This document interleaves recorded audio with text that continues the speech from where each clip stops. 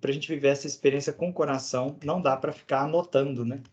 Então, eu fiz um link, tá aí também no nosso chat, e através desse link você vai ter acesso à pasta onde está a apresentação que eu estou usando agora, né? E você vai poder acessar ou agora ou depois, então não precisa anotar nada que aparecer na tela. Claro que se eu disser alguma coisa que eventualmente foi imperdível, que você o faça, mas de certa forma a minha mensagem aqui é que a gente se conecte e que é o que vai ser mais importante, né?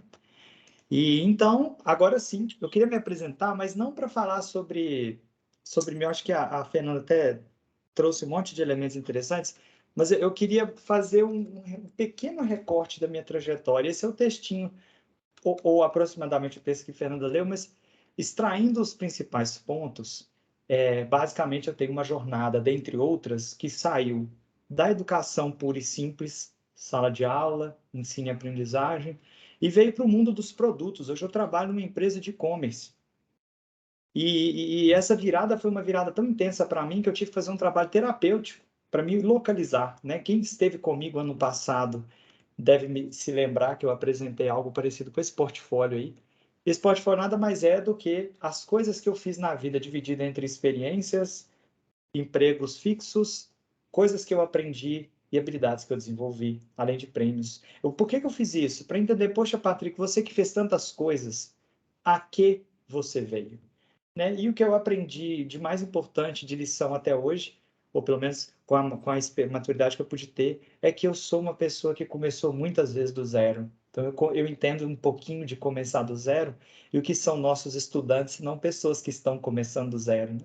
Então, o primeiro passo que eu, sem querer, dei ao longo da minha trajetória foi o da empatia. Eu sabia como se sentiam aqueles que nada sabiam. E para poder viver essa experiência do começar do zero, eu tive várias lições. Ano passado a gente falou sobre um recorte dessas lições. A gente falou sobre desafios dos futuros possíveis. A gente falou que querer ser do seu tempo já é ser ultrapassado. A gente falou também sobre inovar em ambiente hostil, como isso é desafiador. Falamos sobre o direito de errar, a importância da experiência com La Rosa, né? E tudo isso porque a moral da história ano passado foi para ter disposição de buscar o caminho, você tem mais valor na chegada do que se você quiser saber das coisas. Ou seja, a sua disposição vale mais do que o seu conteúdo. E hoje a gente vai falar de comunicação e cura. E aí a gente que já falou de storytelling, que é contação de histórias e narrativa, a gente já falou de técnicas de linguagem, experiência de transmissão de conteúdo. O desafio hoje é mostrar que tudo o que a gente sabe sobre comunicação, formas de se comunicar, pode se relacionar pesadamente com a cura.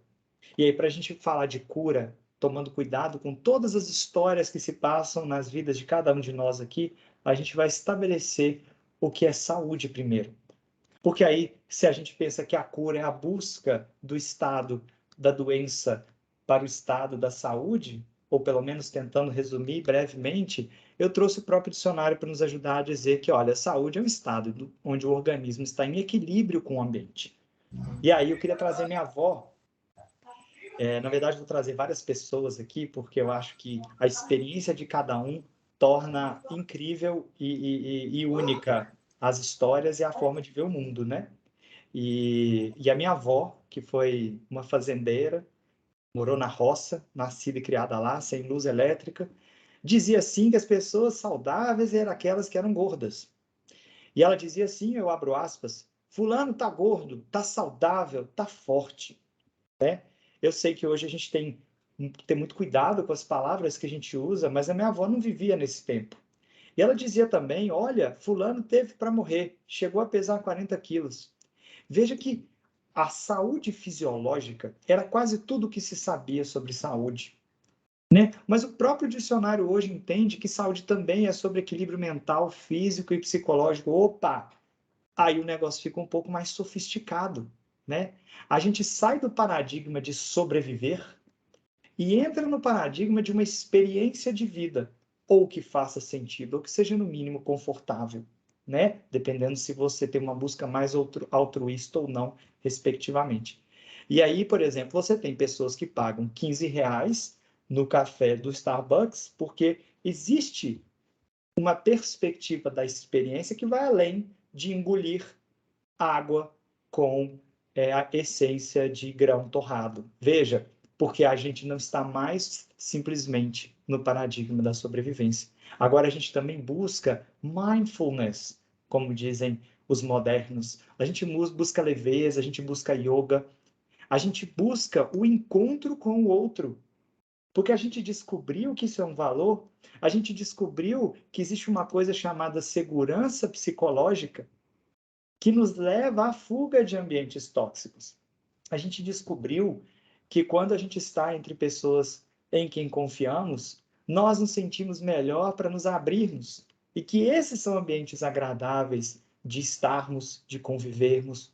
E a minha pergunta é: será que os ambientes são sempre uma coisa externa? Ou será que a gente consegue fazer algo desse ambiente de maneira que ele se torne aquilo que esperamos dele? E hoje, falando sobre isso, a gente vai estudar esse desvio de uma sociedade que busca cada vez mais a cura, que vive uma onda, por exemplo, de debandada profissional. Esse gráfico aí mostra uma pesquisa no Google Insights. Não sei se vocês conhecem, e fica a dica, trends.google.com, você pode digitar no Google, Google Trends. Lá você fica descobrindo o que as pessoas andam pesquisando ultimamente, né? Então eu digitei a expressão Great Resignation. Por que eu digitei em inglês? Porque eu queria ver como que o mundo se comportava em relação a esse conhecimento, a esse saber, a essas palavras. E olha que interessante, recentemente a gente teve uma onda de pessoas querendo entender o que estava acontecendo. Como assim as pessoas estão pedindo demissão? Né? Os baby boomers, os nossos pais e avós, que viviam para passar a carreira inteira na mesma profissão, de repente se espantam com jovens que têm de 5 a 6 carreiras ao longo de 10 a 12 anos. Né? E eu busquei também um outro termo, que é o Leaving School, né, que é a debandada da escola, que está em vermelho para a gente comparar. Repara que o tema debandada da escola, ele tem uma recorrência, né, ele é relativamente pesquisado com uma constância, mas ele tem um momento de baixa, que é em dezembro, nas férias. E olha quando que, ao invés de dezembro, vem o desespero. No meio do ano, quando ninguém está aguentando mais, você tem pessoas perguntando sobre como deixar a escola, como sair da escola, como sair desse mundo, dessa vida, desse trabalho, né? E aí, diante disso, eu fico me perguntando para onde que a gente vai. E aí, a minha pergunta é assim, será que a gente faz o quê com essas informações? Será que esse gráfico que eu acabei de mostrar, que denota claramente uma escalada nesses acontecimentos, deve ser deixado de lado para a gente seguir como seguimos atualmente? Bom, o meu desafio aqui é pensar o que a gente faz para se curar diante dessa sociedade doente e para ajudar o outro a se curar.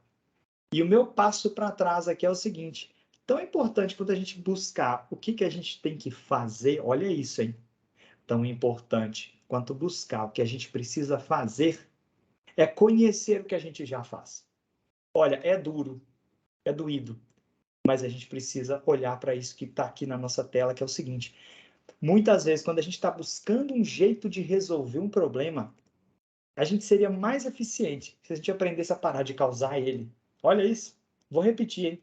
Se a gente estiver procurando um jeito de resolver um problema, muitas vezes é melhor a gente aprender a parar de causar ele. Vou dar alguns exemplos aqui para vocês entenderem o que eu estou falando.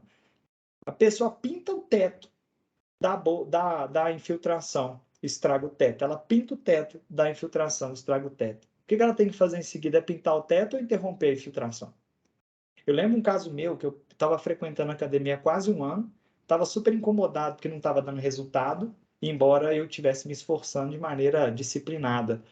Foi quando eu fui ao nutricionista e descobri que eu estava comendo errado, ou seja, a origem do meu problema não era a falta de ir para a academia ou de me esforçar mais, mas era o que eu estava fazendo para piorar o problema.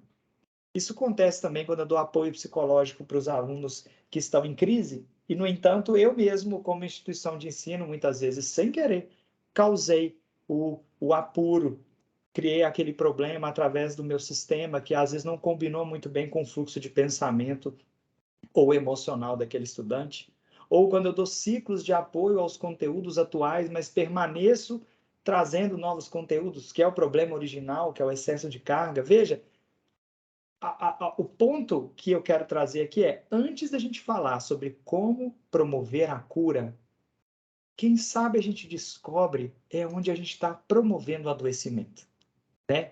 E aí, como eu disse, eu já trouxe a minha avó, né? Que é uma grande sábia. E agora eu vou trazer o Byung-Chul Han. Byung-Chul Han, ele já hoje está com cerca de 60 e poucos anos, é um filósofo, ensaísta. Ele passa a maior parte da sua vida na Alemanha.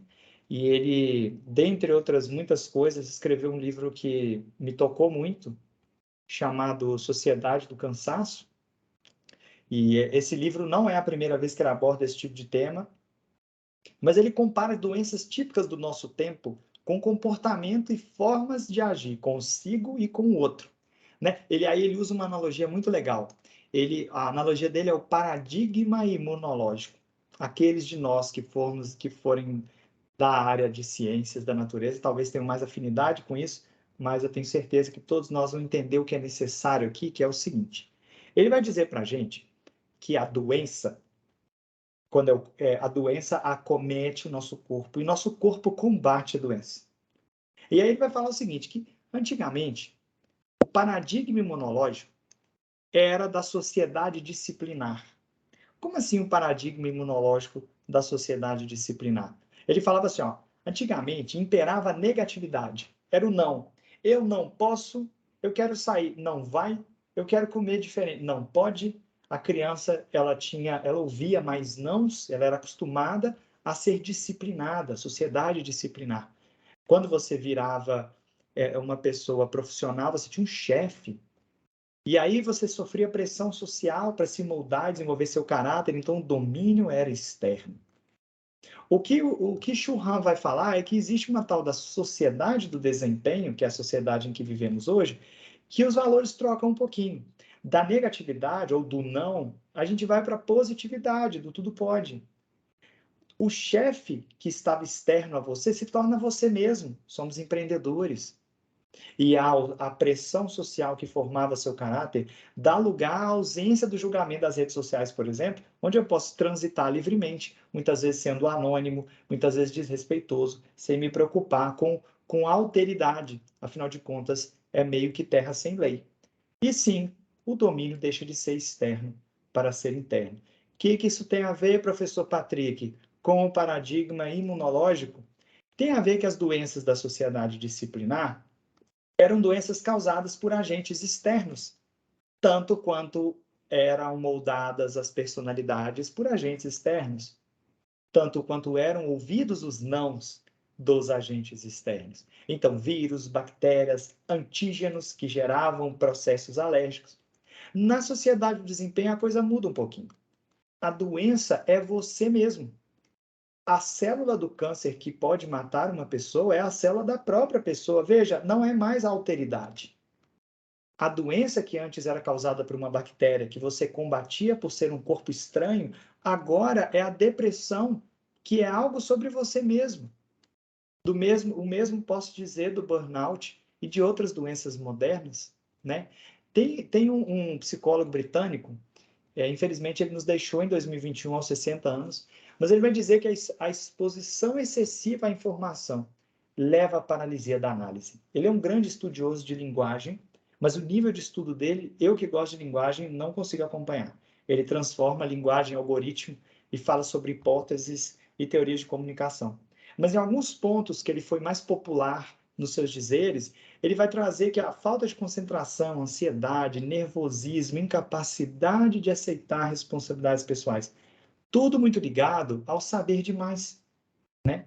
E Nietzsche, que inclusive tem o texto dele na contracapa do livro de Byung-Chul Han, ele vai dizer que todos vós, que amais o trabalho desenfreado, o vosso labor é maldição e desejo de esquecerdes quem sois.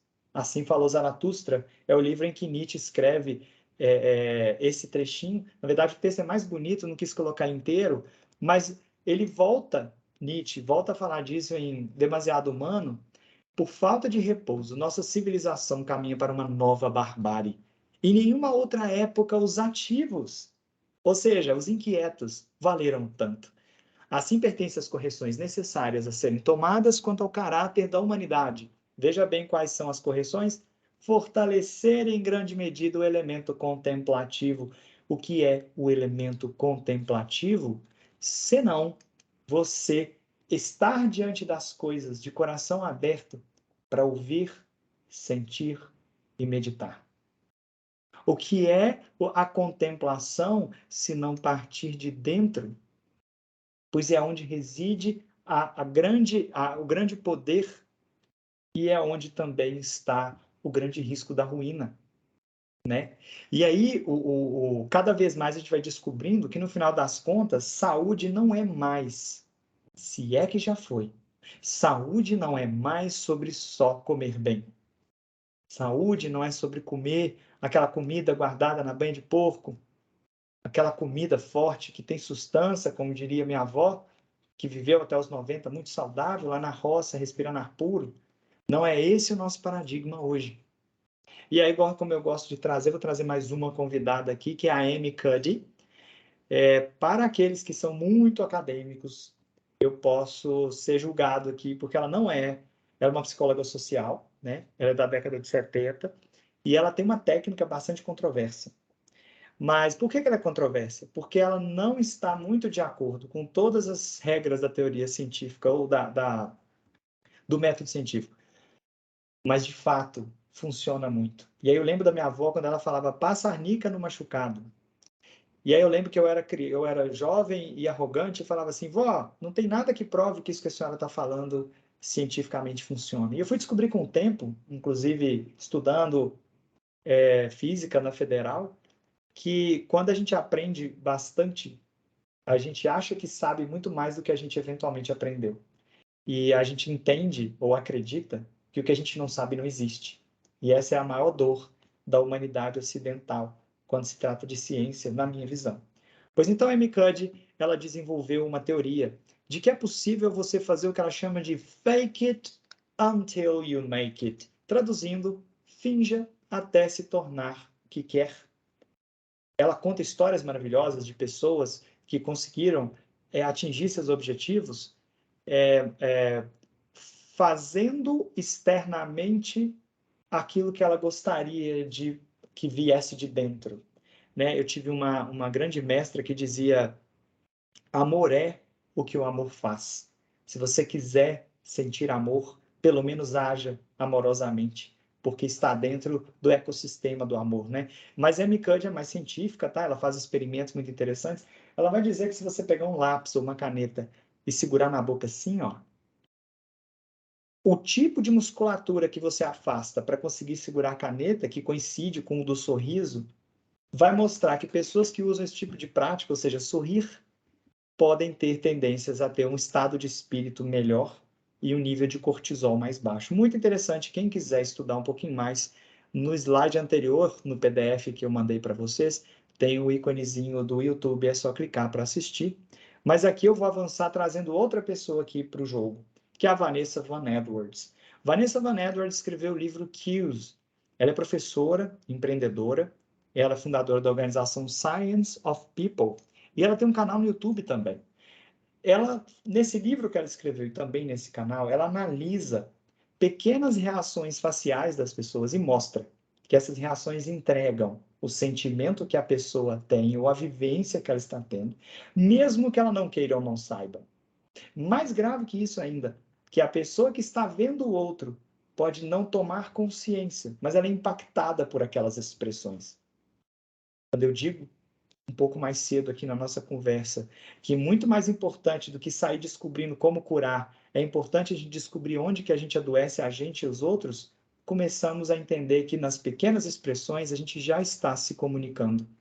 Tem um canal no YouTube, tem um ícone aqui para quem quiser, e nesse canal a Vanessa vai falar muito sobre quais são esses skills, esses detalhes, esses gatilhos, né? E tem uma fala dela que vai puxar a próxima etapa aqui da nossa conversa, que já está no último terço. Ela diz o seguinte, que se as nossas emoções são contagiantes, como é que a gente vai saber se a gente está contagiando as pessoas com as emoções certas? Vou repetir, ó. Se nossas emoções são contagiantes, como é que a gente vai saber se a gente está contagiando as pessoas com as emoções certas? Veja, isso é muito sério, porque a gente chega para trabalhar, na cabeça a gente tem a tarefa que precisamos executar. Será que a gente tem consciência do tamanho do impacto que a gente gera, independente dessa tarefa? A gente precisa saber que a gente coloca ideias nas cabeças das pessoas todos os dias, quer saibamos, quer não. Então, acho que isso é uma coisa muito importante que a gente precisa saber. E aí eu trouxe uma outra pessoa para conversar com a gente, que é a Elizabeth Loftus. Elizabeth tem uma história de pesquisa de mais de 30 anos, numa área muito nebulosa. Eu trouxe ela aqui porque a gente está falando sobre perigos, né? Ela vai estudar uma coisa a gente consegue, ela é psicóloga, tá? A gente consegue inserir na cabeça dos outros memória. Olha, a conclusão da pesquisa dela é que a gente não consegue, de maneira segura, separar memórias falsas de memórias reais. Ela pegou casos de justiça, de pessoas que foram condenadas de maneira errada, e começou a estudar, e começou com um grupo de pesquisadores a fazer uma espécie de inception. O que era o inception? Ela interrogava as pessoas, e dependendo da forma com que ela fazia a pergunta, a resposta da pessoa mudava. Por exemplo, você mostrava uma foto de um carro capotado, e aí deixava a pessoa olhar a foto por 30 segundos. Depois você tirava a foto e fazia a seguinte pergunta: qual é a velocidade que você acha que o carro estava quando ele espatifou na mureta? Se você usasse a palavra espatifou, as pessoas tendiam a julgar velocidades cerca de 40% mais altas do que quando você perguntava do seguinte jeito, eu abro aspas: qual a velocidade que você acha que o carro tinha quando o acidente aconteceu, fecha aspas? O jeito de você perguntar modifica a forma com que a pessoa tende a evocar a própria memória. O que Elizabeth Loftus vai alertar a gente é que a nossa memória não é uma gaveta em que você põe coisa e tira coisa. A nossa memória é viva. Ela mistura o que a gente viveu e lembrou com o que a gente vive hoje. Então, se você viu uma maçã vermelha na infância e depois você se muda para um país onde só tem maçã verde, quando alguém falar de maçã evocando uma memória infantil, pode ser que você se lembre da maçã verde. Eu quero dizer com isso que o que a gente fala e a forma com que a gente se apropria da realidade é extremamente imperativa sobre a nossa saúde e bem-estar, né? E aí, eu trago outro convidado aqui, que é o Steve Zaffron. Ele escreveu um livro chamado The Three Laws of Performance, traduzido no português livre como As Três Leis do Desempenho. E nesse livro ele fala, ele traz 3 leis. E a primeira lei dele diz o seguinte: o nosso desempenho, ele está ligado, perdão, ele está correlacionado com a forma com que a realidade nos ocorre. Como assim com a forma com que a realidade nos ocorre? É mais ou menos assim. O desempenho que você tem no seu dia a dia depende do jeito que você interpreta a realidade através do seu filtro. Vou dar um exemplo. Uma indústria de sapatos enviou 2 vendedores para uma ilha e disse aos 2 vendedores: vão e abram mercado para a nossa fábrica de sapatos. Chegando na ilha, o primeiro vendedor liga de volta imediatamente e diz para o dono da fábrica: olha, chefe, é melhor o senhor me trazer de volta, porque aqui ninguém usa sapato. O chefe, preocupado, liga para o segundo vendedor, que prontamente responde diferente, dizendo, e eu abro aspas: vamos ficar ricos, meu patrão. Aqui ninguém tem sapato ainda, fecho aspas. A mesma realidade, a mesma ilha, a mesma fábrica, a mesma oportunidade, 2 pessoas diferentes, 2 leituras, 2 realidades, portanto, 2 desempenhos diferentes. Nosso desempenho está correlacionado à forma com que a realidade nos ocorre. E aí o Steve vai além. Ele diz na segunda lei que a forma com que a realidade nos ocorre nada mais é do que algo que a linguagem constrói. Veja, a linguagem não é só o que falamos. É tudo aquilo que eu mencionei com Vanessa Van Edwards, é tudo aquilo que eu mencionei sobre gestos. E a linguagem de futuro, e aí vem a terceira lei, ela molda a forma com que as coisas ocorrem. Poxa, já que a linguagem tem o poder de criar filtros para a realidade, se eu interfiro na linguagem, eu interfiro na realidade. Quem faz isso muito bem, desde os estudos lá da década de 70, de 60, Skinner, psicólogo que tentou fazer uma grande virada para as ciências da mente humana, trouxe uma coisa chamada behaviorismo, que basicamente estudava o comportamento de animais, e numa abstração um pouco forçada, foi levada para os seres humanos. O conjunto de técnicas que vieram dessas conclusões científicas trouxeram um pouco de uma ciência que é a gamificação. A gamificação já foi provada como um instrumento de manipulação, e eu não estou aqui julgando se é bom ou se é ruim, mas que exerce poder, né? Convence, manipula, estimula, motiva, né? Tem, por exemplo, DOTS, ou outros sistemas de cashback, né? Que é quando você recebe de volta por algo que você comprou. Você para no posto de gasolina, abre o vidro. Tem DOTS? O frentista fala, não tem. Você fecha o vidro e vai embora. Porque o próximo posto de gasolina tem a mesma gasolina do anterior. Mas se no próximo tiver DOT, você recebe dinheiro de volta. Muito amplamente aplicadas essas técnicas de manipulação, a gente tem também dentro das escolas. O que não faz um conjunto de emblemas colocando os alunos empolgados para sair de pouco engajamento para muito engajamento? Mas o cuidado que eu trago aqui, já que estamos falando aqui nessa temporada de cuidado, quem vai trazer esse cuidado vai ser o Alf Kohn, no livro dele chamado Punished by Reward, da tradução livre Punidos pela Recompensa, em que ele traz perigos bem graves até do uso inadvertido da gamificação. Ele vai dizer que a motivação extrínseca, ou seja, aquela que você coloca na recompensa, diminui significativamente, se não extingue, a motivação intrínseca. E os exemplos que ele dá no livro é de chorar. Ele vai mostrar experimentos feitos com crianças e adultos em várias linhas, inclusive análises feitas com grandes companhias em projetos e campanhas de marketing. E, de fato, quando você põe uma atitude a prêmio, a tendência quando o prêmio some, a atitude também some.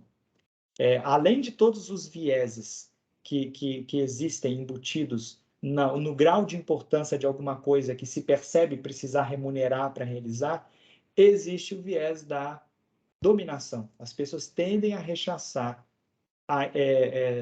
mecanismos de dominação, ainda que seja uma coisa subjetiva e que elas mesmas não percebam.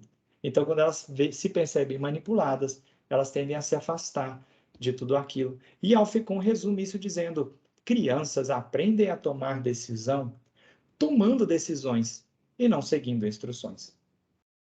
E aí, quando a gente chega nesse ponto da nossa conversa, caminhando para o final, eu pergunto para vocês, já querendo responder humildemente com um ponto de vista, como é que a gente vai fazer, então, se diante de todas essas questões complexas que colocam a gente numa sociedade líquida, onde as pessoas estão adoecendo de dentro para fora, e onde quase tudo que a gente faz pode adoecer o outro e a nós mesmos, o que faremos para ajudar o outro?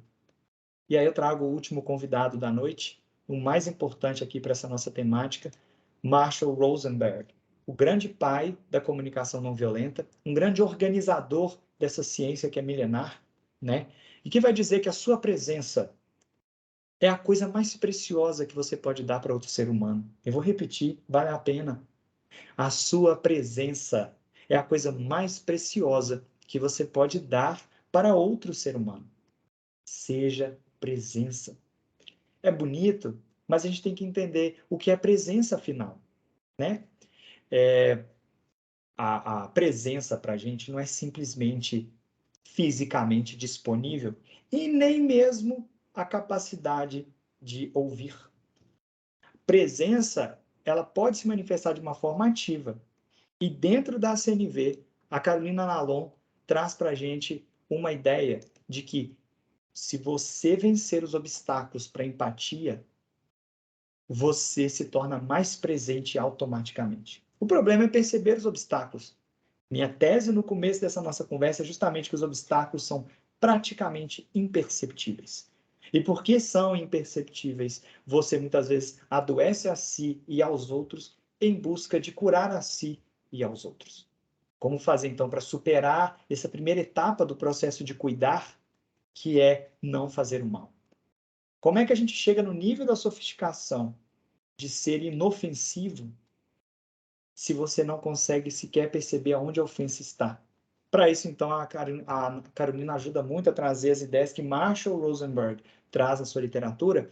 Por exemplo, quando você está tentando escutar alguém que manifesta uma dor, e aí você tenta competir pelo sofrimento.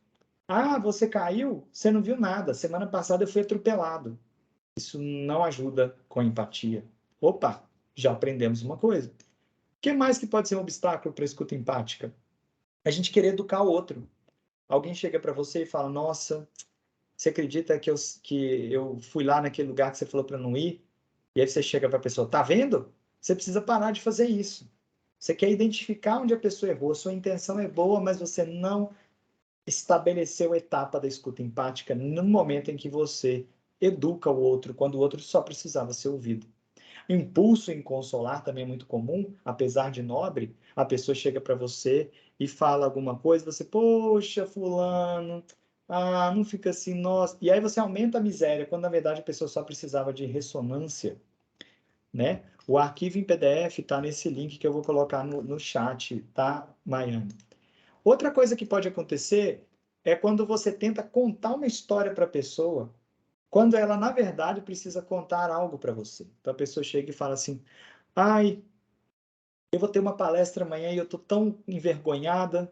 Aí você chega para a pessoa e fala assim: Deixa eu te contar uma história. Quando eu era criança, e aí você tira o foco da pessoa que precisa ser ouvida e leva o foco para você.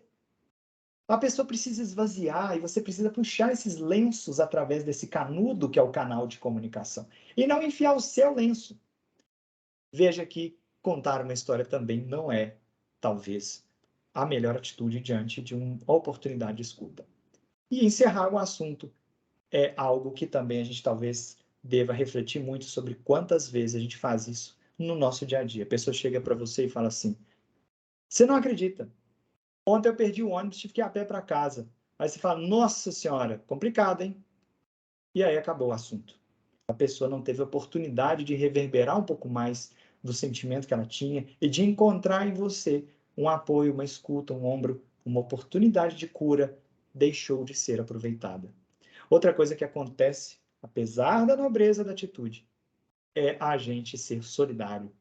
E aí, nessa hora de ser solidário, é quando você se junta com a pessoa numa ressonância de dor, que aumenta o sofrimento dela, e a verdade, a pessoa só precisa continuar dizendo o que ela sente e se entender compreendida. A gente vai falar um pouco mais como que isso se dá ativamente, mas em termos de escuta, solidarizar-se demais pode aumentar a tragédia da pessoa. E aí, o tal do aconselhamento. O aconselhamento, ele coloca o outro, muitas vezes, numa situação de auto-julgamento. Porque ao aconselhar, você parte do pressuposto de que você tem o contexto correto e que a pessoa está errada. E um princípio da CNV muito importante da comunicação não violenta é que, e eu abro aspas e dou ênfase para o que eu vou dizer agora, não há nada de errado com você. Fecho aspas e repito, não há nada de errado com você. Todas as vezes que alguma coisa acontece que não vai bem, pode ser verdade que deu ruim, pode ser verdade que aquilo ali não foi legal, mas não é sobre você, é sobre a conjuntura e decisões erradas que eventualmente você tomou, mas aquilo não é você. Aquele é o resultado das suas decisões, decisões que você pode mudar no decurso do tempo. Não deixe as pessoas fazerem você acreditar que há algo errado em você. Então, no final das contas, eu estou falando de escuta empática, de ser presença, né? No final das contas, a nossa escuta, ela empodera, ela cura, e ela é muito mais poderosa do que muitas ações. Dar remédios, dar conselhos, solidarizar, tudo isso é menos poderoso, ou às vezes até mais adoecedor, do que simplesmente uma escuta de qualidade, né? E é com o entendimento de como que as coisas funcionam com o outro é que a gente começa a aprender a fazer escolhas do que a gente deve fazer, falar e ensinar. Então, se você não escuta, se você não entende nada sobre o que o outro está passando, de onde você tirou a sua certeza do que deveria estar sendo feito naquele momento, em ajuda para salvar, para curar aquela outra pessoa? Quanto você entende da cura do outro, se do outro você não entende absolutamente nada? E por mais que seja difícil na nossa jornada de educadores, lidando com tantas pessoas, que a gente conheça cada um dos outros na nossa, na nossa trajetória, entenda, se você for presença, você vai aprender muito mais sobre cura do que qualquer livro de medicina ou de qualquer tipo de ciência da saúde que você puder conceber, né? Se você encontrar algo mais potente que isso, gostaria muito que você compartilhasse, porque estou em busca das melhores práticas para a cura. Porque se tem uma coisa que eu aprendi, é que o que você puder fazer pela cura, faça, porque não tem nada mais nobre e de maior alcance, né? E aí eu vou trazer, assim, emprestado, o Alberto, não sei se vocês conhecem ele, ele tem um livro dele que eu gosto, que não é dele, né? Organizar algumas cartas que ele escrevia por aí, né? E o livro chama Como Vejo o Mundo. Então é Einstein se manifestando em assuntos como política, guerra.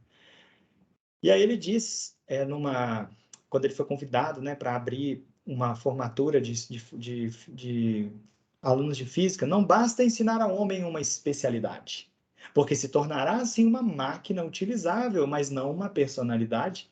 É necessário que adquira um sentimento, um senso prático daquilo que vale a pena ser empreendido, daquilo que é belo. Olha que lindo. Porque no fim do dia, o que importa é que a gente consiga, de verdade, colocar amor em tudo. E veja, quando eu falo colocar amor em tudo, diferente de um discurso talvez esvaziado pelo excesso do uso, eu posso dizer para vocês com clareza e orgulho que trabalho numa empresa completamente voltada para lucro e mercado, porque somos uma empresa de implantação de e-commerce, e eu sou gerente nessa empresa, tenho um cargo de liderança alto, eu impacto centenas de pessoas numa comunidade de 3.000 funcionários, e para eles eu falo de amor, eu falo de cura, eu falo de respeito, de cuidado, de feedback, e é de lá que eu tiro o quanto tudo que a gente ensina, que a gente acha que fica no âmbito do religare, está, na verdade, completamente imprimível na vida, em qualquer escala, em qualquer ambiente. Não é só na escola que a gente fala de ensinar e aprender. Eu tenho funcionários com 30, 35, 40 anos de idade, que são pessoas que ainda estão precisando, sedentos de aprender sobre si e sobre o outro, para conseguir fazer o melhor. Vai ser difícil a gente seguir essa trajetória do passo para trás? Vai ser difícil a gente silenciar diante da vontade de dizer? Vai ser difícil a gente deixar de aconselhar diante da vontade de fazê-lo? Com certeza vai ser difícil. Mas se a gente quiser fazer a cura, se a gente quiser fazer a diferença para si e para o outro, a gente precisa e a gente consegue. Então estão aqui todos convidados a serem para si e para o mundo a cura que todos nós precisamos. E que se a gente puder fazer do silêncio o prenúncio da palavra certa, que seja essa a cura. Obrigado a todos pelo tempo despendido aqui comigo até agora. Agora a gente vai para um bate-papo, mas eu não podia deixar de agradecer a escuta silenciosa e amorosa de todos e também as manifestações no chat, que eu li todas. Obrigado, viu, pessoal?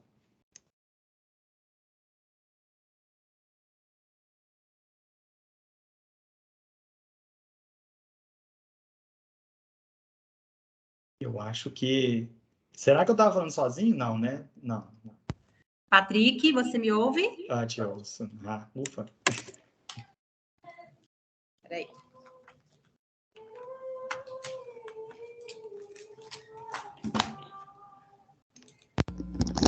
Boa noite, Patrick.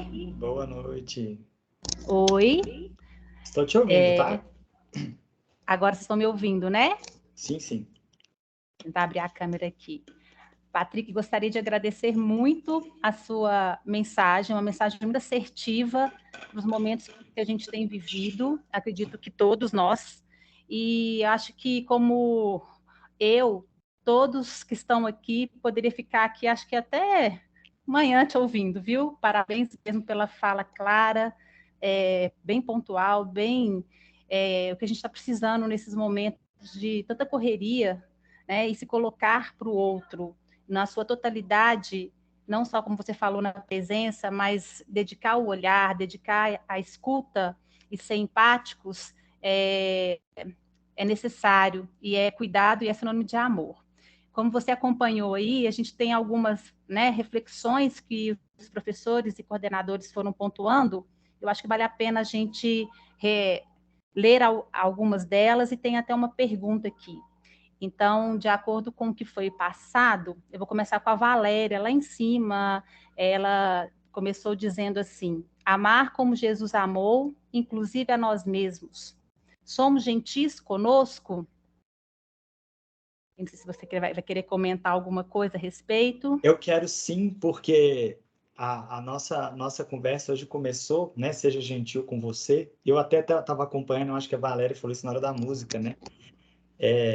Porque para a gente amar a gente tem que enfrentar as nossas imperfeições, né? E o que a gente chama de imperfeições, na verdade, é aquilo que nos torna único.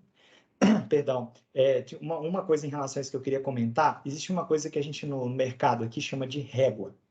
A régua de relação com o consumidor, régua de qualidade. É a régua, né? Onde está sua régua?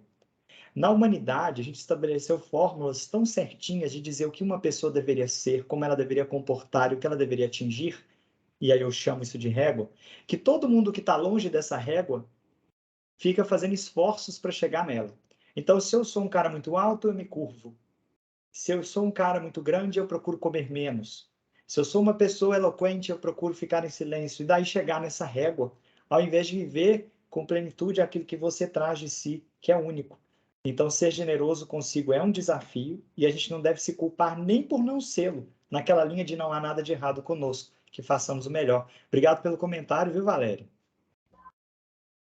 Vamos em frente, então.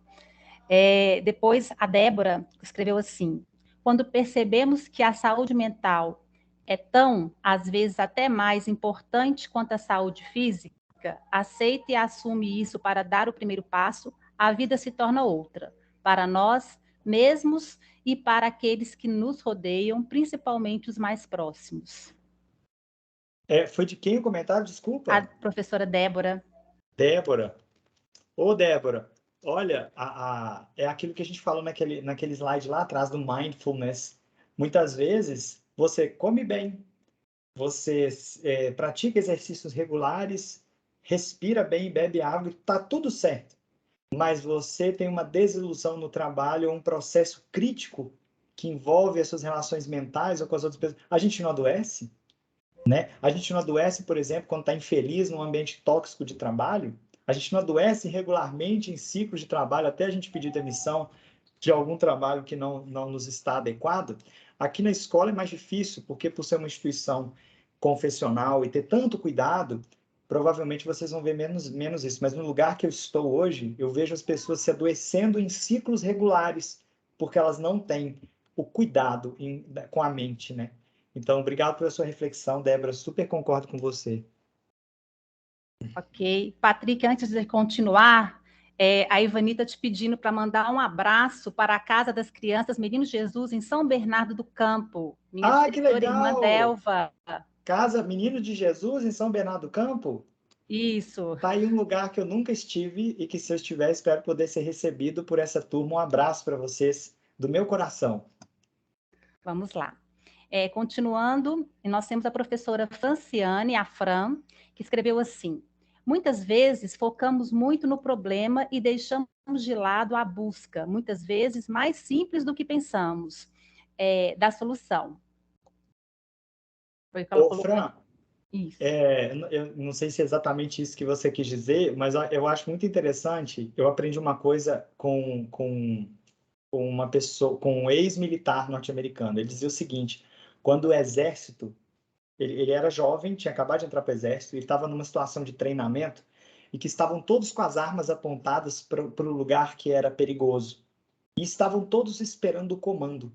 E ele estava percebendo que estava demorando muito o comando chegar. E quando ele olha para trás, ele percebeu que o comandante também estava com a arma apontada para o alvo e, portanto, sem visão do contexto. Ele deu um passo para trás, levantou a arma, levantou a cabeça um palmo, olhou em volta e percebeu uma oportunidade à direita. E ele gritou, baixinho, gritou não, sussurrou pro colega da frente: proteja a esquerda e abra o flanco à direita. Que, por sua vez, falou para o da frente, que falou para o da frente, quando ele viu a tropa toda de mais de 20 jovens militares estava executando o movimento, para descobrirem só no final que quem estava comandando o movimento era um recém-chegado. O que eu quis dizer com essa historinha? É que, às vezes, quando você levanta a cabeça e dá um passo para trás, você é muito mais efetivo no entendimento do que você busca do que quando você tenta insistentemente pelo mesmo caminho chegar no seu objetivo. E como eu disse lá atrás, muitas vezes estava tudo sempre respondido dentro da gente, que é onde mora Deus, né? Obrigado, Fran, pela sua contribuição, viu? Nossa, que lindo isso. Nossa, cada palavra mais assertiva que a outra. Adorei a reflexão. Parabéns. A próxima aqui. Eu vou indo e vindo nos textos. Uma que acabou de postar. Andréia, eu adoeci já por causa de trabalho. Estava infeliz. Renasci ao pedir demissão. Isso que você acabou de falar aí, né? Olha só. Que desculpa, na hora que eu perdi só o nome. Andréia Beto. Desculpa, eu estou anotando aqui, tá? Tá. Pedir demissão. Tá vendo aquela grande debandada que eu falei agora há pouco, né? Que gerou aquele gráfico no Google? As pessoas estão pedindo demissão para serem felizes, porque nada paga uma doença que não tem cura. Se você ficar a vida inteira trabalhando pelo dinheiro para depois gastar o dinheiro para tentar restabelecer a saúde. Parabéns, André, pela sua atitude e que você use o resultado da sua coragem para inspirar as pessoas não a serem irresponsáveis, mas a cuidar primeiro do que realmente importa. Parabéns e obrigado pela partilha. Uma outra aqui, vamos lá. Deixa eu ver aqui, que eu não anotei. Tem uma pergunta da Marcela.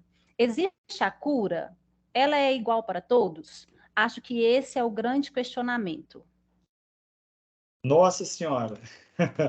É, tem vezes, tem situações na minha vida que eu estou diante de uma dificuldade tão grande de tomar decisão que eu faço a grande pergunta, né? O que Jesus faria? Nessa eu pergunto o que Jesus responderia. Olha, deixa eu te falar, que o Patrick aqui falando, tá? Um mero servo desse mundo. Eu acho que a cura é uma coisa que a gente busca, e é mais ou menos aquela coisa da montanha. Não importa muito onde que está o pico, importa é o caminho que você faz, o que você aprende na subida, né? Assim como é preciso ter fé e viver a fé, e tem uma frase que uma mestre minha dizia: fé é. Olha que legal essa frase. Fé é. Então, a busca da cura, para mim, ela é mais importante do que propriamente o que virá a ser a cura. Porque cada estado em que a gente se encontra, quando a gente pensa ser adoecimento, na verdade, é um empurrãozinho que o nosso grande mestre dá, né, para a gente poder ir para o próximo passo do nosso aprendizado. Isso é o que eu acredito, humildemente, viu? Quem sou eu, Marcela, para responder uma pergunta tão grandiosa dessa?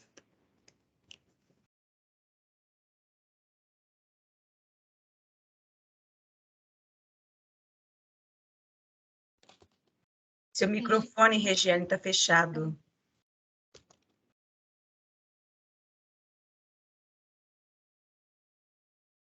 Regiane, eu acho que não habilitou, não. Alguma coisa aconteceu. Travou aqui, gente, desculpa. Agora a gente te ouve. Isso. Vamos lá. A próxima aí é a Maria de Lourdes. Uma das ferramentas para o autoconhecimento é o Eneagrama quando se faz uma viagem à busca de nós mesmos para nos conhecermos e entrarmos em um processo de cura. Uai, esse aí é novidade, hein, Maria de Lourdes? Depois, se você puder compartilhar com a gente um pouquinho aqui, eu sou dos links, sabe? Eu vou conversando com vocês aqui, já vou pegando os links. Hoje mesmo peguei o link da música Seja Gentil com Você, fui pesquisar um pouquinho da história de Santo Afonso Cusco enquanto a gente estava nas orações. Depois compartilha com a gente, porque esse enneagrama eu confesso que eu não conheço. Quem sabe ele me ensina. Aí ela está dizendo aqui que quem está falando sobre o enneagrama é a Maria de Lourdes Alves Silva. E aí, Maria de Lourdes, você quer abrir o microfone e conversar um pouquinho com a gente para explicar?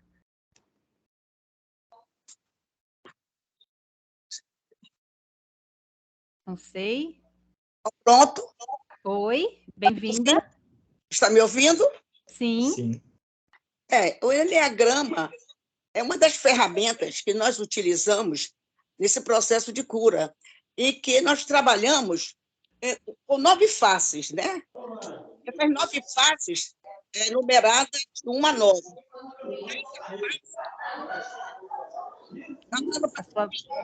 Eu acho que seu áudio falhou um pouquinho, Maria.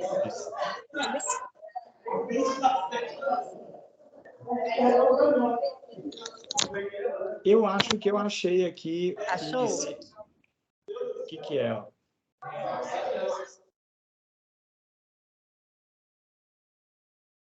Eu acho que ela caiu. Eu acho que enquanto ela caía, eu descobri aqui.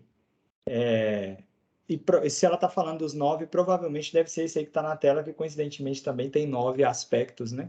Uhum. E se é isso, então talvez me falhasse o nome, mas eu tenho uma coisa muito bacana sobre perfis comportamentais. Eu acho que vale uma outra conversa só sobre isso. Fica a dica, viu, Fernanda? Para uma próxima. Pronto, está me ouvindo? A gente te ouve. Você deu uma caída, não foi? Oi, Maria. Ô, Regiane, nós vamos seguir sem as perguntas no microfone, porque a gente já combinou no início, né? Ô, Patrick, só fazendo um link aí, a Patrícia mandou uma pergunta bem importante a respeito... Está me ouvindo? Como ser empático diante da antipatia do outro. Eu acho que é uma pergunta bacana. Muito legal. Voltou agora? Voltou. Maria de Lourdes, você me ouve? Pronto. Olha, nós vamos combinar o seguinte. Está caindo, é? Sim, deixa eu te falar o que nós vamos combinar aqui. A gente vai seguir, porque as perguntas abertas com o microfone, elas acabam interrompendo o fluxo por causa dos problemas de internet. O que eu fiz, gentilmente, aqui foi colocar o link da pesquisa que eu achei, te convido a olhar e confirmar se é aquilo mesmo. A gente vai seguir para a pergunta que a Fernanda trouxe. Isso mesmo, as 9 faces. Isso, muito legal, muito obrigado pela partilha, já guardei o link aqui. E agora a gente vai falar um pouquinho sobre como ser empático diante da antipatia do outro. Muito importante a gente aproveitar. A gente tem só 8 minutos e eu vou gastar 3 aqui com isso. Por quê? Olha só, gente. A comunicação não violenta é uma técnica de comunicação, como o próprio nome diz, e embora ela tenha não no nome, o próprio Marshall Rosenberg não gosta do não, ele não acha que isso expressa o que é, expressa o que não é, mas ele reconhece que dizer de comunicação não violenta é começar negando radicalmente a violência. E a antipatia era uma forma de violência, se a gente tiver sutileza na compreensão, né? Então, eu estou trazendo aqui para vocês um documento, compartilhando aqui para responder a pergunta e também para ampliar a nossa discussão. Vou colocar no chat o link para ele, fiquem à vontade. Ele é apenas uma organização pessoal que eu fiz dos estudos de CNV que eu já faço há muitos anos. E ainda não sei nada, porque é um universo maravilhoso. Sobre a antipatia do outro é o seguinte. A CNV vai dizer que ninguém tem o direito e nem a capacidade de interferir no seu estado de espírito. Se alguém o fizer, provavelmente porque falta em você alguma ferramenta para separar o que o outro diz daquilo que você leva para dentro. Isso não é invenção da CNV, não. Mas a CNV organiza isso na documentação. Então, quando o outro é antipático com você, provavelmente ele esconde uma necessidade não atendida. Tem uma frase de Marshall Rosenberg que resume muito bem a CNV. Ele diz o seguinte, que a raiva, vou abrir aspas aqui, tá? A raiva é uma expressão trágica de uma necessidade não atendida, fecho aspas. Vou repetir. A raiva é uma expressão trágica de uma necessidade não atendida. O que eu quero dizer com isso? Que a pessoa antipática, que a gente rotulou dessa forma, e talvez não fazê-lo já possa ser um passo para a cura, basicamente ela está em sofrimento e não sabe pedir ajuda. Então, se você desconectar da estratégia da pessoa de te afetar, porque isso é afeto, bom ou ruim é afeto. O cachorro, quando estraga a sua casa toda, ele quer te afetar. E quando você bate no cachorro, você está afetando ele de volta. Quem é adestrador de cães sabe que bater no cachorro não resolve o problema. Ignorá-lo é mais grave, portanto. Então, uma pessoa antipática, quando chega para você para fazer qualquer coisa, para te afetar, a primeira coisa que você tem que fazer é desconectar com esse afeto e se conectar com a necessidade. Eu vou dar exemplo, tá? Marshall Rosenberg uma vez entrou para dar uma palestra numa região do Oriente Médio que tinha bastante antipatia com o povo norte-americano que ele representava na ocasião, apesar de ser judeu.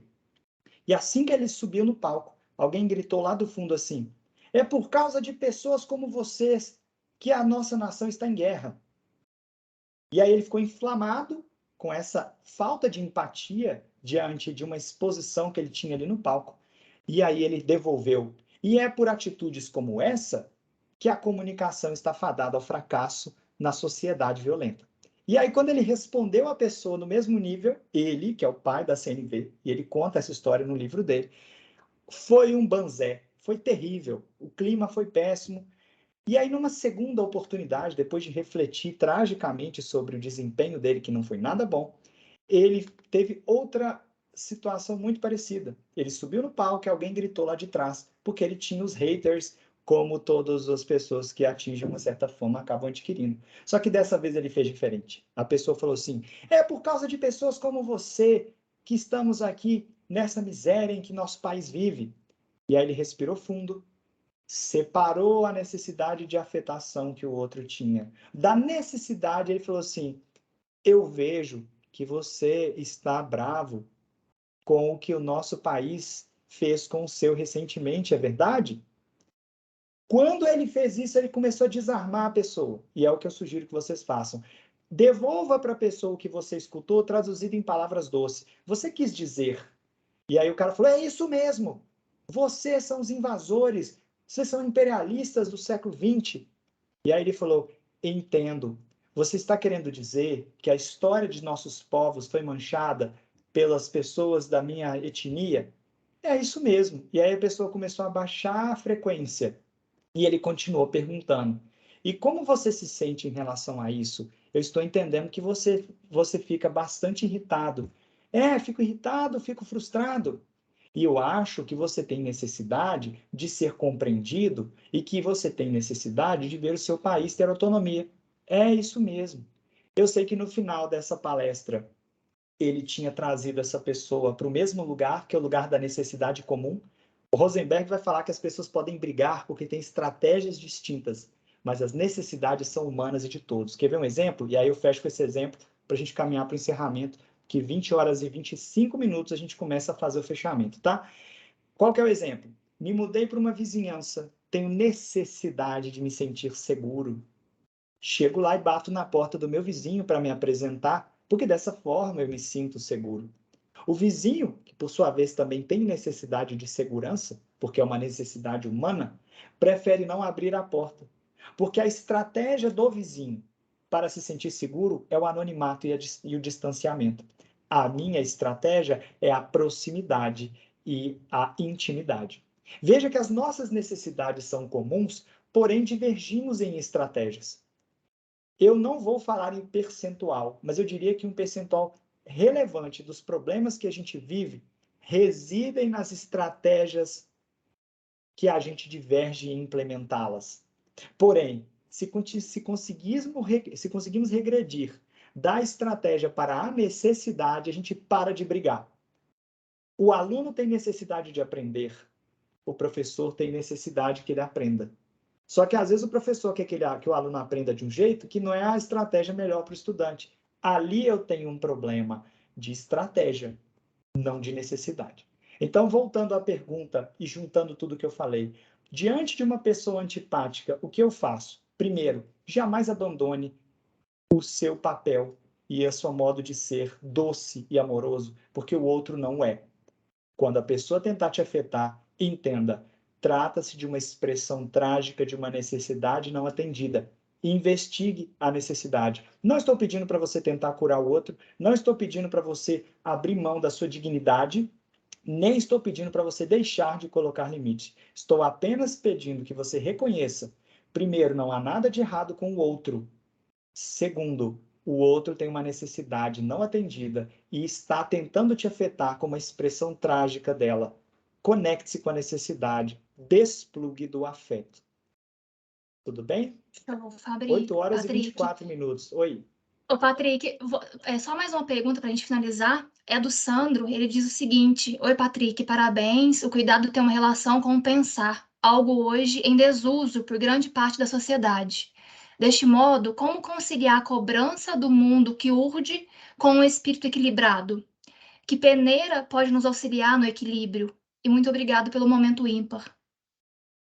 Primeiro, eu queria agradecer por trazer a palavra urde. Adoro quando a gente consegue lembrar que a língua portuguesa é maravilhosa, que a nossa última flor do laço é cheia de surpresas. E gostei muito da sua forma de escrever e expressar a sua dor, que também é minha.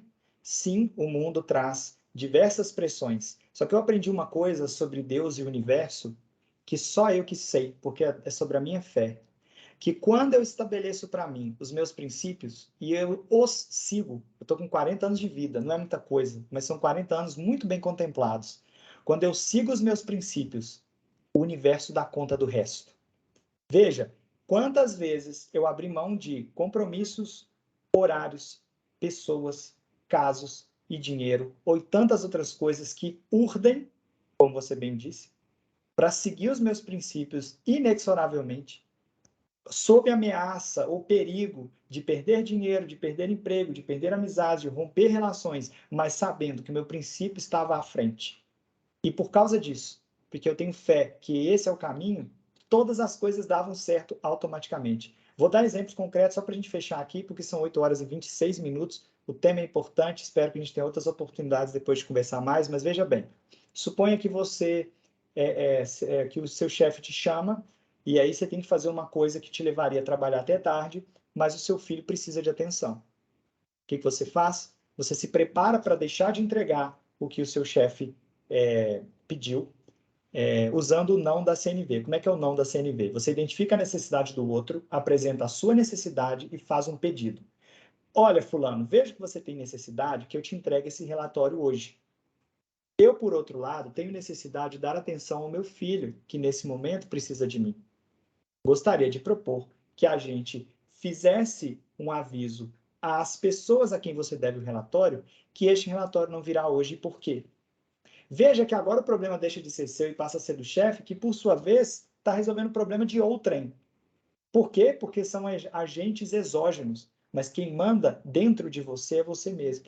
E quando você toma decisões firmes dentro dos seus princípios, o universo se organiza em torno das consequências. E se um dia você perdeu o emprego porque decidiu honrar sua família ou qualquer outro dos seus valores que você não negocia, provavelmente aquele não era emprego para você. Veja que o universo cria desenlaces também a favor de que você siga a sua jornada da melhor forma possível. Faz sentido para você? Responder no chat, né, naturalmente. Show, Patrick, maravilhoso. Acho que a gente sai, né, dessa noite com várias lições aí. Muito obrigada pela sua contribuição. E aí, né, indo agora para o encerramento, eu aproveito para lembrar a todos aqui presentes que na próxima quarta-feira o eixo que será debatido será o Educar, e nós teremos como palestrante a Lívia Casa Santa, né, que vai falar sobre educação socioemocional. Então, não percam. E eu vou disponibilizar aqui no link agora, vou disponibilizar aqui no chat agora o link para vocês acessarem o certificado de hoje, né? Também já estão prontos. E aí, para encerrar essa noite de hoje, eu convido a presidente da Congregação de São João Batista, irmã Vânia Duque Sobrinho. Patrick, muito obrigada pelas suas excelentes contribuições, foram riquíssimas, né?